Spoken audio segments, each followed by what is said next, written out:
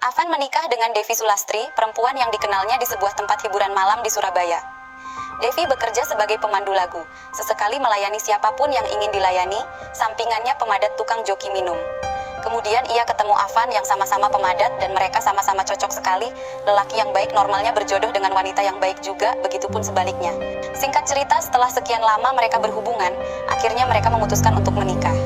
Dari pernikahan tersebut lahir AZ, putri sematawayang.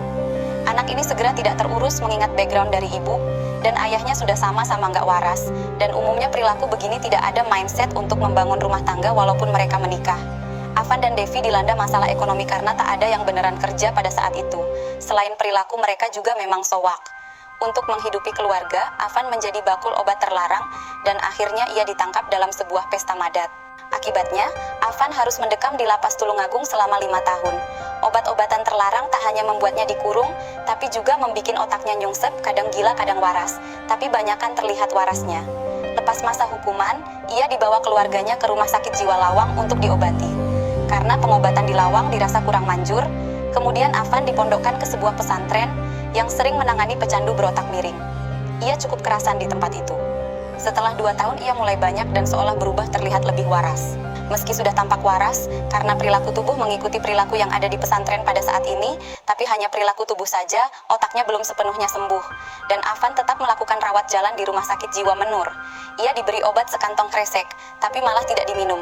Katanya, "Saya tidak sakit lagi, lapo ngombe obat." Ada-ada saja, orang sarap memang tidak ada yang merasa sarap. Dia mengabaikan obat yang diberikan rumah sakit jiwa kepadanya.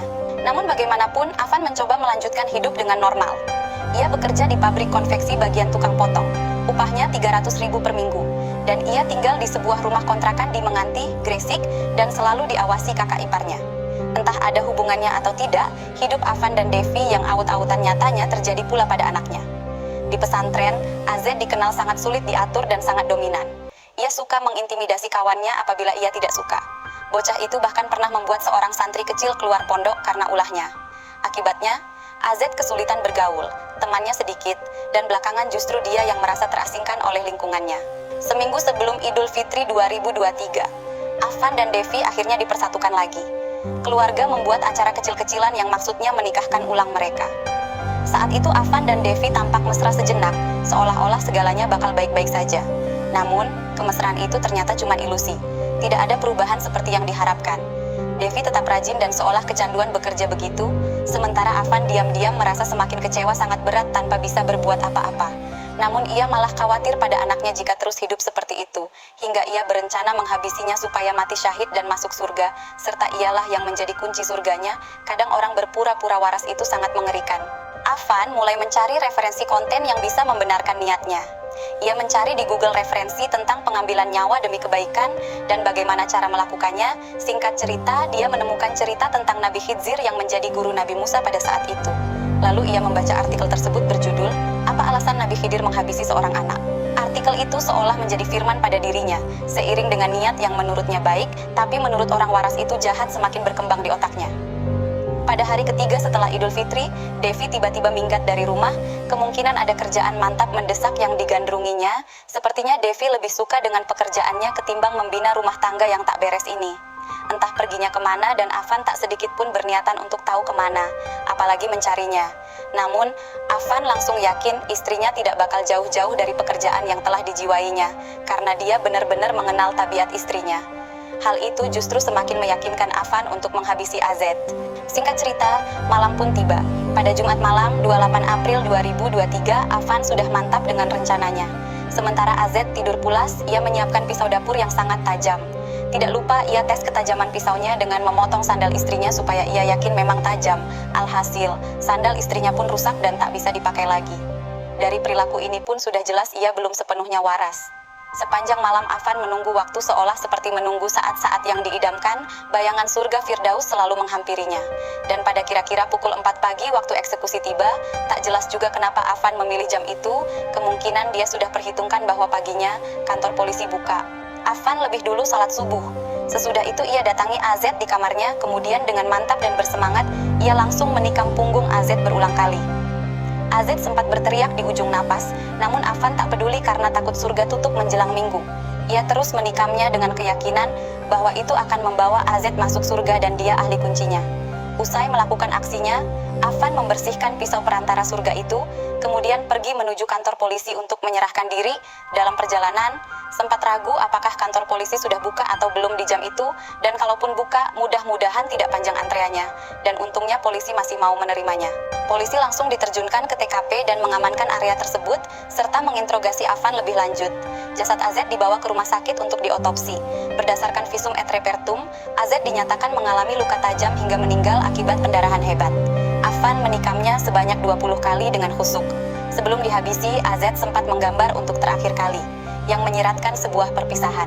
Ia menulis selamat tinggal kepada kawan-kawannya. Pada saat kejadian, Devi sedang berada di Liponsos. Ada yang mengatakan ia diciduk Satpol PP akibat razia PSK. Namun ada juga yang menyebut beberapa waktu terakhir ia bekerja sukarela di tempat itu membantu para penghuni. Atas perbuatannya, Afan dijerat dengan sejumlah pasal dengan ancaman seumur hidup. Ia sama sekali tidak menunjukkan penyesalan sedikit pun, walau telah menghabisi darah dagingnya. Yang ia sesalkan hanya istrinya yang disebutnya menelantarkan AZ. Bagi Afan, aksi penikaman ini dilandasi tujuan sangat mulia sekali, dan ia pantas diharumkan namanya. Ia ingin anaknya merdeka dari penderitaan hidup, lalu mati syahid, dan kemudian masuk surga untuk selama-lamanya. Afan sendiri mengaku pernah memimpikan AZ sudah berada di surga, memegang sebuah pecel dari pedagang keliling di surga, dan itu sesuai dengan yang ia yakini. Yang agak mengejutkan, dalam persidangannya, kakak ipar Afan yaitu Agus menjadi saksi yang malah meringankan terdakwa. Agus mungkin tidak bisa memaafkan perbuatan Afan, tapi ia mengerti apa yang terjadi pada pria itu. Menurutnya, suami istri itu dua-duanya sowak dan agak lain dari perilaku pasangan waras pada umumnya.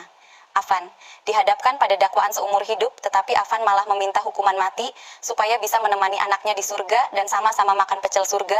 Namun mungkin Afan menganggap hakim pengadilan ilfil yang tak mengabulkan permintaan untuk hukuman mati dan segera masuk surga sebelum kuncinya karatan.